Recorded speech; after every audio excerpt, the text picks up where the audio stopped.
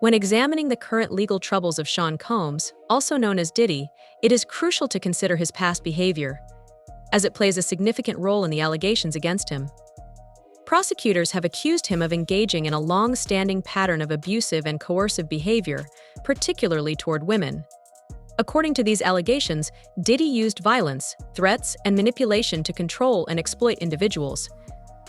This reportedly included forcing people to participate in explicit sexual acts, often involving male sex workers in events known as freak-offs.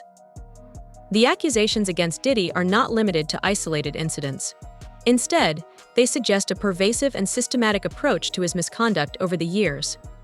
These behaviors are central to the federal charges he currently faces, including sex trafficking, racketeering, and prostitution.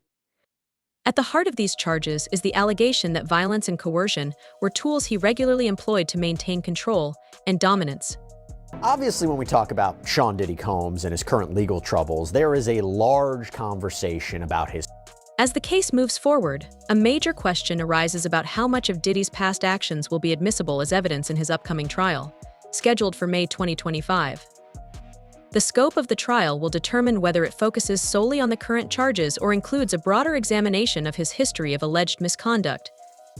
However, even beyond the trial, a comprehensive understanding of Sean Combs' story involves looking at the numerous accusations that have surfaced over the years. These allegations, both within and outside of the criminal case, paint a troubling picture of repeated abusive behavior and exploitation. Understanding the full context of these claims provides deeper insight into the man at the center of these serious legal and social allegations. The conflict involving Sean Diddy Combs, record executive Steven Stout, and the music video for Nas's Hate Me Now is one of the most infamous controversies in the music industry. In 1999, Nas enlisted Diddy to make a guest appearance in the video. This cameo reportedly required Sony Music to spend an additional $114,000 to accommodate Diddy's specific requests, a substantial amount that underscored his influence and prominence at the time. The controversy centered around a particular scene in the video where Diddy was depicted as being crucified on a cross while wearing a crown of thorns. This imagery, drawing directly from Christian symbolism, was intended to convey themes of persecution and resilience. Initially, Diddy approved the scene during the production process, and it was integrated into the final cut of the video. However, the situation changed dramatically when Diddy's mother, Janice Combs, and his pastor, Hezekiah Walker, saw the footage.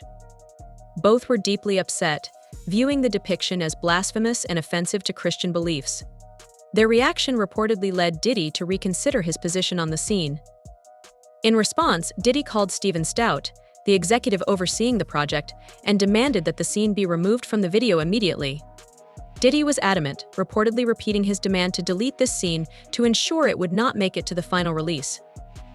Despite this direct request, the video complete with the crucifixion imagery was finalized and sent to MTV for broadcast.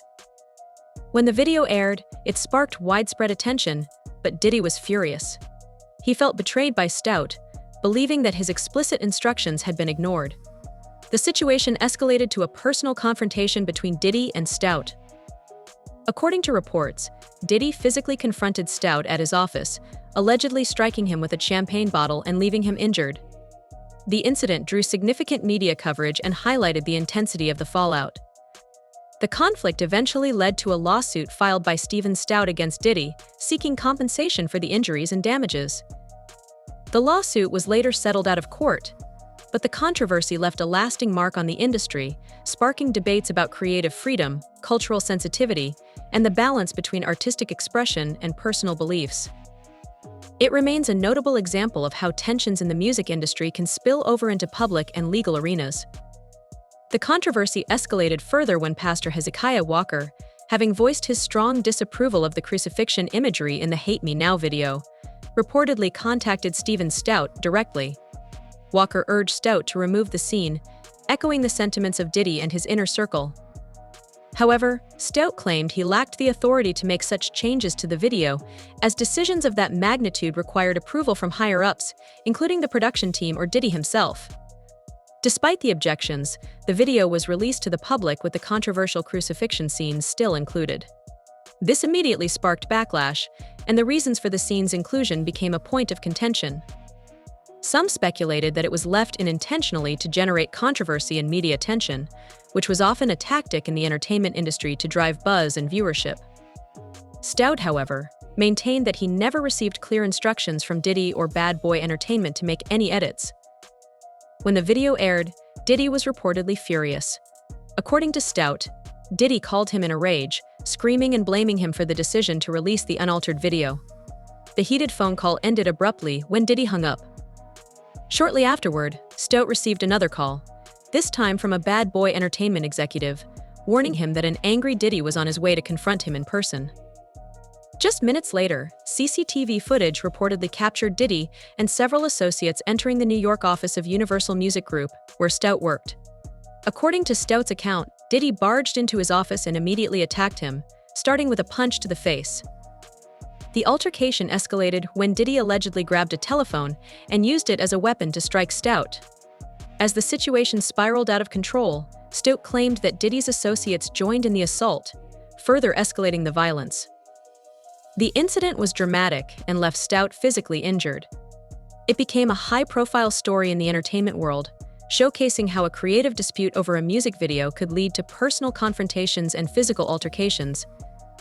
Stout later filed a lawsuit against Diddy, alleging assault and seeking compensation for his injuries and the damages caused by the attack.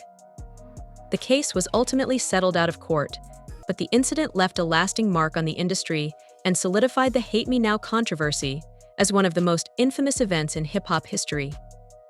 And there is one event that we want to focus on a little bit more right now. When Sean Combs attacked a record exec. The assault on Stephen Stout was shocking in its severity and left a lasting mark on the music industry. After Diddy entered the Universal Music Group office in New York with several associates, the confrontation escalated into a violent attack.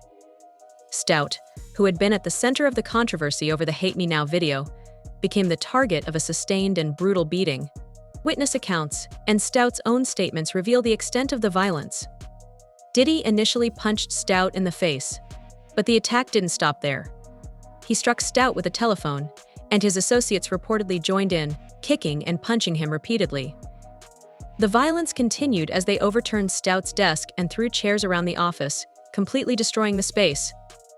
The assault was described as vicious and left the office in ruins. Stout was left on the floor, bleeding and severely injured.